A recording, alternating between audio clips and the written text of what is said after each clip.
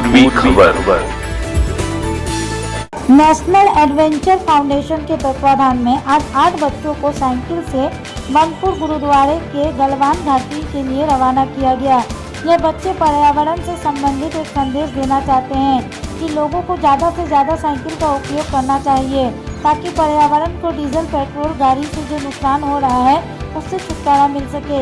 इस बारे में मिहिर कुमार मंडल ने बताया आज 8 युवा जिनमें 4 लड़के और 4 लड़कियां गलवान घाटी के लिए रवाना हो रहे हैं। इन बच्चे की आयु 16 से 17 साल की बताई जा रही है।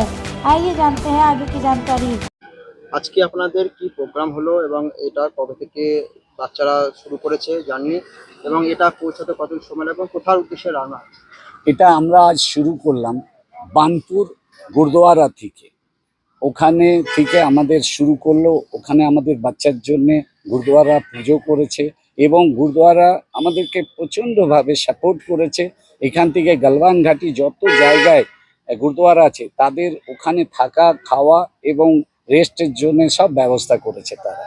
ওইখান থেকে আমাদের স্টার্ট করে পুজো দিয়ে তারপরে আমরা এটা পোলো গ্রাউন্ড, এই যে এখানে পোলো গ্রাউন্ডে এসে পোলো গ্রাউন্ডে এই 8 জন বাচ্চা সাইকেলে যাচ্ছে, 4 জন মেয়ে 4 জন ছেলে। এখান থেকে সাইকেলে স্টার্ট করলো।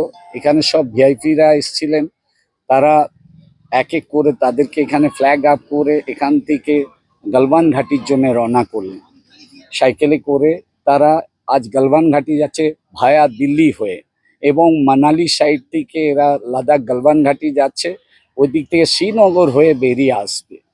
তো এই সাইকেলটা এত ইম্পর্টেন্ট জিনিস। আজকে এই 16 থেকে 17 বছরের ছেলেমেয়েরা এই যে সাইকেলে, এটা সাধারণ মানুষ ভাবতে পারে না যে এত লম্বা যেতে পারে, কিন্তু তারা আজ ভেবেছে। তারা সেই প্র্যাকটিস করে পার ডে 200 কিলোমিটার প্র্যাকটিস করে তারা এই গলওয়ান ঘাটি যে আমাদের মিশন আছে আসানসোল পোলো গ্রাউন্ড থেকে গলওয়ান ঘাটি, সেই মিশনকে সাকসেস করার জন্য ওরা বদ্ধপরিকর এবং তাদের সঙ্গে আমিও যাচ্ছি। আমি তাদের লিডার এবং ডাইরেক্টর সবই, এবং তাদের সঙ্গে আমি যাচ্ছি। তাদের সব জায়গায় দেখাশোনা, মেডিকেল চেক আপ, কোনো রকম অসুবিধা, এবং আমাদের একটা ব্যাকআপ ভ্যান যাচ্ছে সাথে, তাতে সাইকেল রিপেয়ার করার জন্য সব রকম অ্যারেঞ্জমেন্ট করা আছে। জরুরি অবস্থায় তাতে আমাদের টেন্ট আছে, খাওয়া দাওয়ার সব অ্যারেঞ্জমেন্ট, চাল ডাল সব রেশন গ্যাস ট্যাস সব রেখেছি, যাতে কোনো জায়গায় গুরুদ্বারাতে যদি কোনো অসুবিধা আমরা টেন্ট লাগিয়ে, এবং প্রাকৃতিক দুর্যোগ যদি থাকে সেখানে আমরা টেন্ট লাগিয়ে সেই জায়গায় তাদেরকে আমরা বিশ্রাম দিতে পারবো, খাওয়া দাওয়া দিতে পারবো। সেই রকমভাবে আমরা সব রকম প্রোটেকশন নিয়ে, আর ন্যাফের আমাদের হেডকোয়ার্টার দিল্লি হেডকোয়ার্টার, সেখানেও ওনারা রিসিভ করবে এবং ন্যাপ থেকে যাচ্ছে এই বাচ্চারা।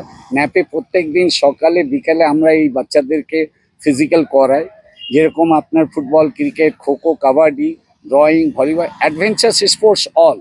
তার মধ্যে সবচেয়ে বড় জিনিস আমরা প্যারেডটা কম্পালসারি রেখেছি যাতে তাদের ডিসিপ্লিন তৈরি হয়। আজ অনেক ডিসিপ্লিনের অভাব আছে। তার হ্যাঁ মেসেজ আমরা দিচ্ছি। এই সাইকেল আজ যে পলিউশনে যদি মানুষ 2 কিলোমিটার 5 কিলোমিটারও এখন সবাই মোটর সাইকেল নিয়ে যাচ্ছে, সেটা যদি সাইকেল ইউজ করে তো আমাদের দেশ সমাজ অনেকটা পলিউশন মুক্তি হবে এবং মানুষ যে রোগে জর্জরিত হচ্ছে সেই রোগ থেকেও মুক্তি পাবে। ফিজিক্যাল ওয়ার্ক একদম স্টপ হয়ে গেছে মানুষের, আজ মোবাইল নিয়ে ব্যস্ত থাকছে।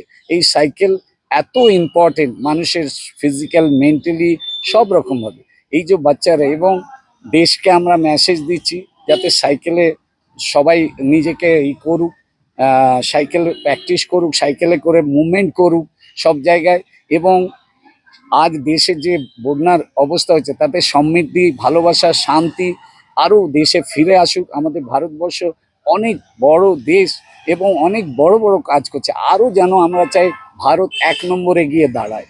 সেই জন্যে আমরা এইভাবে মানুষকে প্রেরণা দিতে চাই যে মানুষ এগিয়ে আসুক। এই বার্তা দিয়ে আমরা এই গলওয়ান ঘাটির যাত্রা শুরু করলাম। আমার নাম মিহির কুমার মণ্ডল, ওয়েস্ট বেঙ্গল পশ্চিমের আমি डायरेक्टर नेशनल एडवेंचर्स फाउंडेशन।